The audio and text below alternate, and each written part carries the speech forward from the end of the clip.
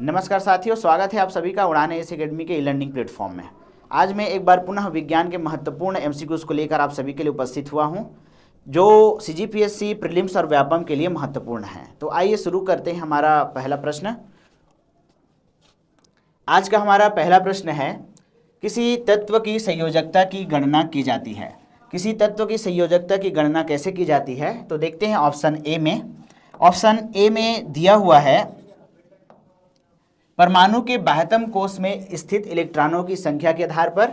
Option B, परमाणु में उपस्थित इलेक्ट्रॉनों की कुल संख्या के आधार पर। ऑप्शन सी, तत्व की परमाणु संख्या के आधार पर। ऑप्शन डी, तत्व की द्रव्यमान संख्या के आधार पर। तो हमारा आंसर हो जाएगा प्रश्न के अकॉर्डिंग ऑप्शन ए। परमाणु के बाह्यतम कोश में स्थित इलेक्ट्रॉनों की संख्या के आधार पर हम लोग संयोजकता की गणना कर सकते हैं। चलिए दूसरा क्वेश्चन देखते हैं।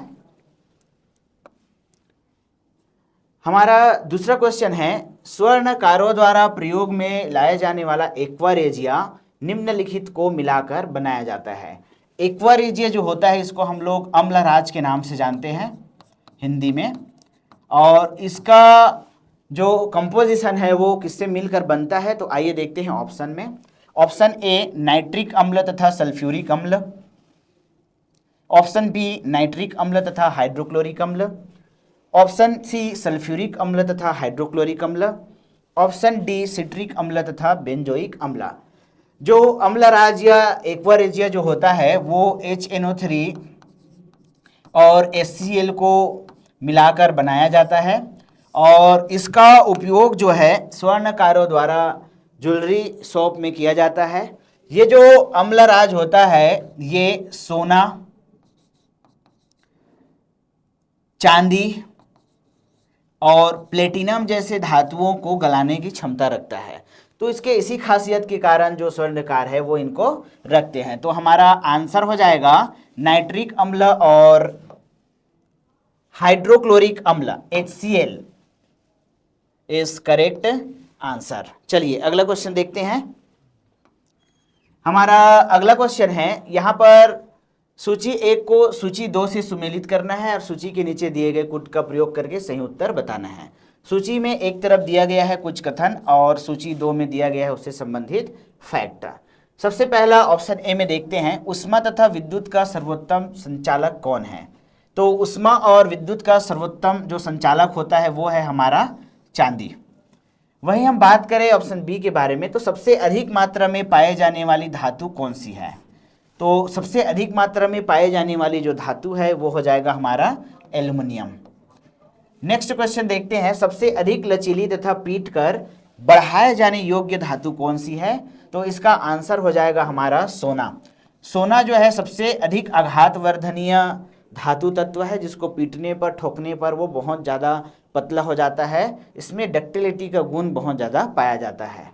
दूसरा ऑप्शन डी में है, ऊष्मा का न्यूनतम संचालक होता है हमारा सीसा। तो इस प्रकार से हमारा आंसर हो जाएगा 4, 3, 1, 2। हमारा ऑप्शन डी जो है क्या हो जाएगा? करेक्ट हो जाएगा।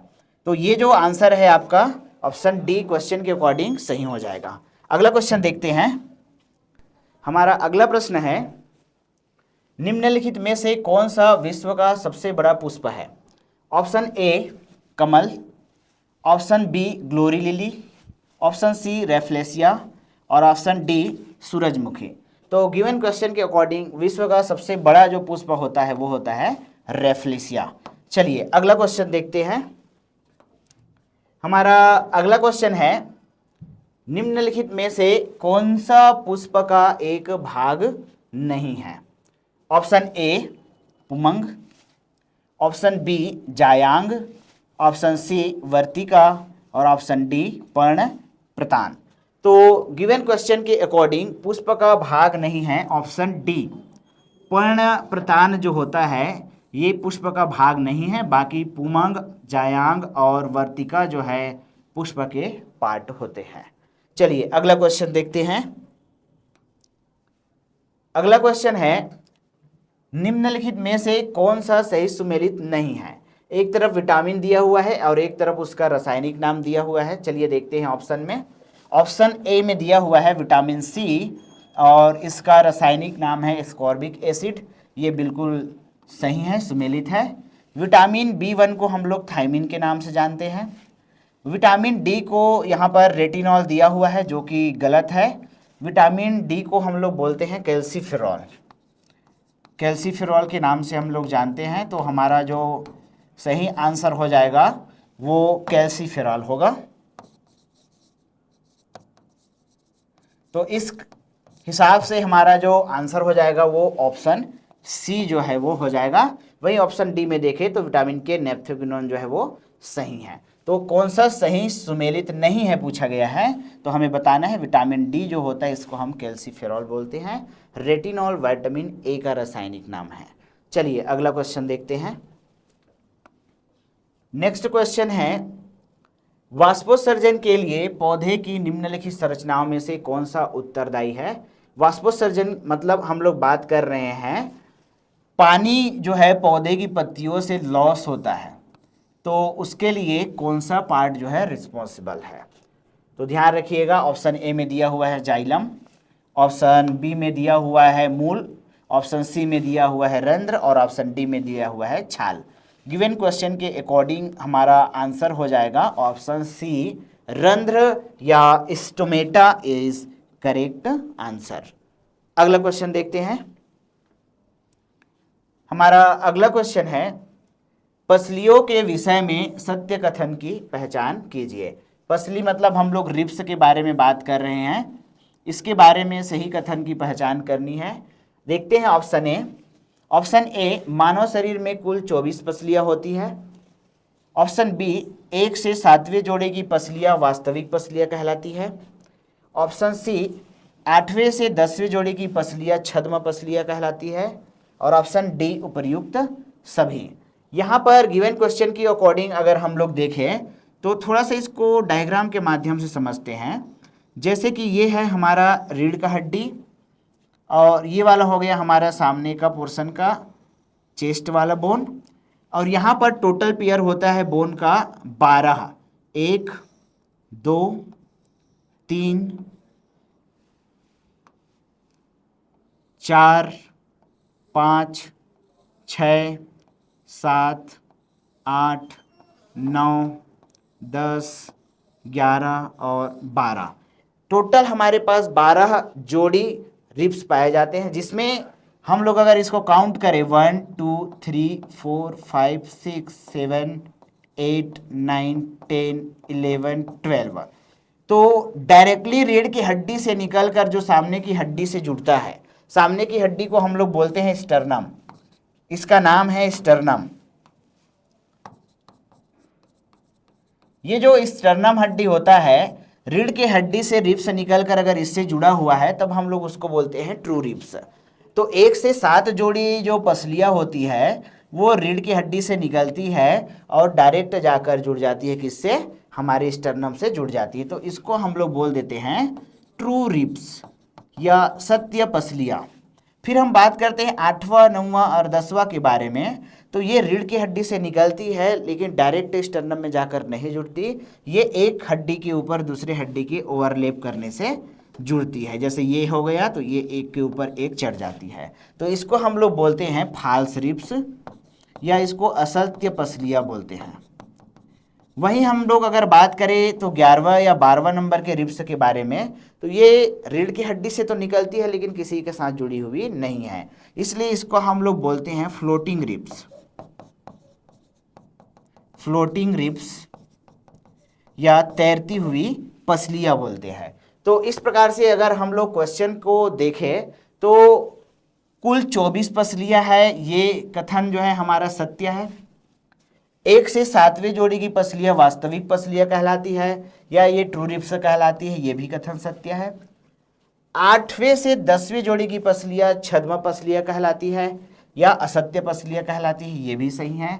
तो गिवन क्वेश्चन के अकॉर्डिंग हमारा सभी आंसर क्या हो जाएगा, उपयुक्त सभी, option D is correct answer. अगला क्वेश्चन देखते हैं। हमारा अगला क्वेश्चन है, श्वासोच्छ्वास तथा श्वसन के विषय में सत्य कथन की पहचान कीजिए। यहाँ पर सत्य कथन का पहचान करना है। ऑप्शन ए में देखते हैं, श्वासोच्छ्वास कोशिकाओं के बाहर जबकि श्वसन कोशिकाओं के भीतर होती है। ऑप्शन बी, श्वासोच्छ्वास की क्रिया में ऊर्जा उत्पन्न नहीं होती जबकि श्वसन में ऊर्जा उत्पन्न होती है। ऑप्शन सी में देखते हैं, श्वासोच्छ्वास एक भौतिक क्रिया है जबकि श्वसन एक जैव रासायनिक क्रिया है। और ऑप्शन डी, उपर्युक्त सभी कथन सत्य है। तो गिवन क्वेश्चन के अकॉर्डिंग हमारा आंसर हो जाएगा ऑप्शन डी, उपर्युक्त सभी कथन सत्य है इज करेक्ट। देखिए, श्वासोच्छ्वास कोशिकाओं के बाहर होता है, मतलब हम फेफड़ों में हवा को भरते हैं और छोड़ देते हैं, फेफड़ों में हवा को भरते हैं और छोड़ देते हैं। तो ये जो प्रक्रिया होता है इसको हम लोग बोलते हैं श्वासोच्छ्वास। तो ये कोशिका के बाहर फेफड़ों में होता है, जबकि श्वसन कोशिकाओं के भीतर होता है। तो ऑक्सीजन जो होता है ये हमारी कोशिका के अंदर पहुंचता है और यहाँ पर एक पार्ट होता है जिसको हम लोग बोलते हैं माइटोकॉन्ड्रिया। माइटोकॉन्ड्रिया के भीतर जो फूड मटेरियल होता है ग्लूकोज C6H12O6 इससे जुड़कर अटैच हो जाता है हमारा कार्बन डाइऑक्साइड और इसको एनर्जी के रूप में ये तोड़ता है, जहाँ से हमें ATP प्राप्त होता है और यहाँ पर मुक्त होता है CO2 और यहाँ पर उत्पन्न होता है H2O। तो ये एक प्रकार का क्या है, ये रासायनिक प्रक्रिया है और जो श्वासोच्छ्वास है वो एक प्रकार का यांत्रिक प्रक्रिया है। तो हमारा ऑप्शन ए सही हो जाएगा। दूसरा, श्वासोच्छ्वास की क्रिया में ऊर्जा उत्पन्न नहीं होती, इसमें केवल हम लोग हवा को भरते हैं और छोड़ते हैं, जबकि श्वसन में ऊर्जा उत्पन्न होती है जो ATP के रूप में मैं यहाँ पर आप लोगों को बता रहा हूँ। वहीं हम बात करें अगर ऑप्शन सी के बारे में, तो श्वासोच्छ्वास एक भौतिक प्रक्रिया है जबकि श्वसन एक जैव रासायनिक क्रिया है। तो यहाँ पर आप लोग देख पा रहे हो श्वसन में रासायनिक अभिक्रिया जो है वो हो रही है, जबकि श्वासोच्छ्वास में केवल हवा को भरते हैं फेफड़ों में और छोड़ देते हैं। इस हिसाब से ऑप्शन डी हमारा क्या हो जाएगा, करेक्ट हो जाएगा। अगला क्वेश्चन देखते हैं। अगला क्वेश्चन है, मूत्र की मात्रा का नियंत्रक है। मूत्र की मात्रा का नियंत्रक कौन सा हार्मोन है? तो मूत्र की मात्रा का नियंत्रक है ADH एवं एल्डोस्टेरोन। हम लोग मूत्र की मात्रा का नियंत्रक के रूप में वेसोप्रेसिन को जानते हैं। वेसोप्रेसिन जो हार्मोन होता है इसको हम लोग एंटी डाईयूरेटिक हार्मोन या ADH के नाम से जानते हैं। ये जो हार्मोन होता है ये मूत्र में पानी की मात्रा का नियंत्रण करता है। गिवन क्वेश्चन के अकॉर्डिंग हमारा आंसर हो जाएगा ऑप्शन ए, ADH एवं एल्डोस्टेरोन इज करेक्ट। अगला क्वेश्चन देखते हैं।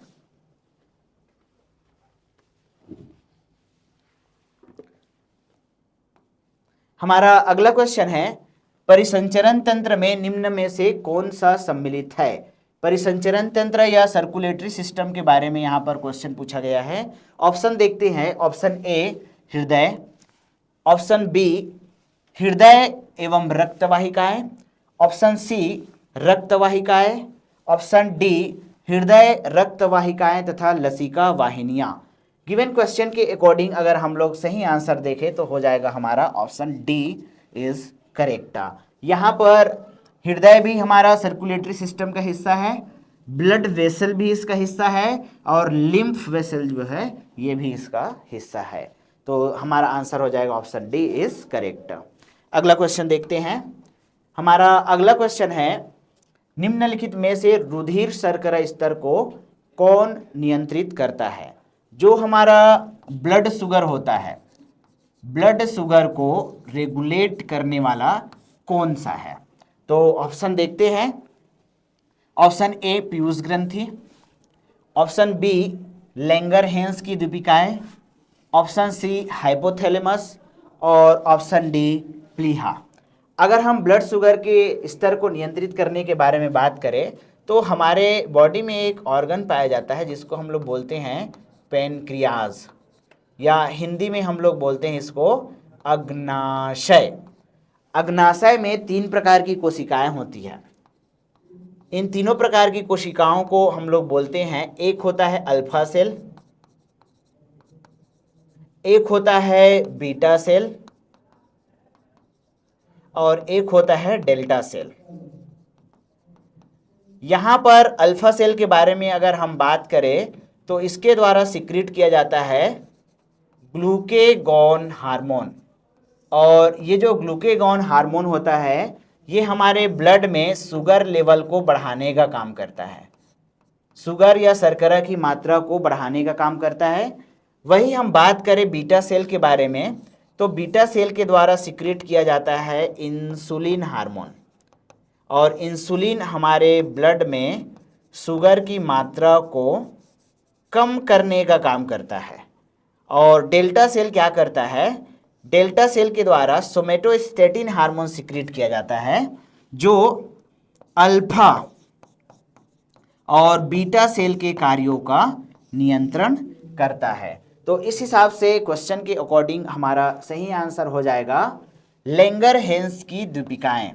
लैंगरहैंस की द्वीपिकाएं क्यों होंगी, क्योंकि पेनक्रियाज में जहां पर ये तीनों कोशिकाएं पाई जाती है ये लैंगरहैंस की द्वीपिकाओं में पाई जाती है। इस हिसाब से हमारा जो बाकी का ऑप्शन जो है वो गलत हो जाएगा और हमारा सही आंसर होगा ऑप्शन बी, लैंगरहैंस की द्वीपिकाएं इज करेक्ट आंसर। चलिए अगला क्वेश्चन देखते हैं।